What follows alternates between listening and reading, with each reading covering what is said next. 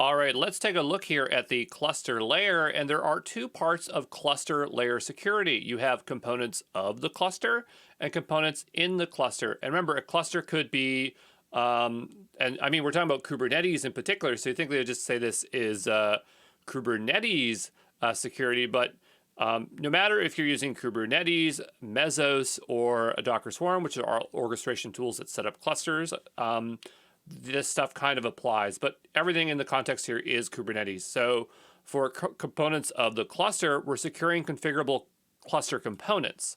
For components in the cluster, we're securing applications running within the cluster. So one is focused on the components and one is focused on the applications. So on the component side, there's a lot of things you can do. So let's go through this list, and it is huge, but we will do it anyway.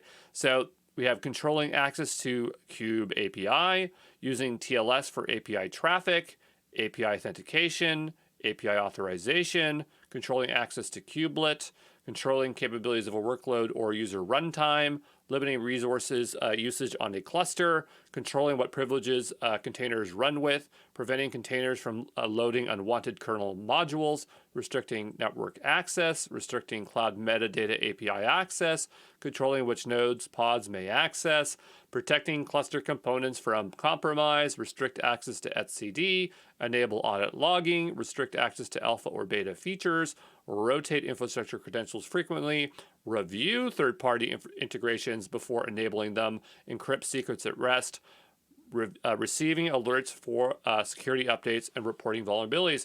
So that is a big old list, but it gives you an idea that there's a lot of work on the cluster side. And I would think, and I don't know, but I would think that using something like Knative, which basically takes a strong opinion on how to set everything up for you, might reduce some of that burden.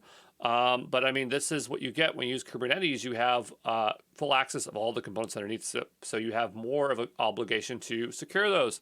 Let's talk about in the cluster, securing the applications running within the cluster. So RBAC authorization, authentication, application secrets management, ensuring the pods meet the pod security standards, quality of assurance, network policies, TLS for Kubernetes ingress. So you can see there's a huge difference of responsibilities here between of the cluster and in the cluster.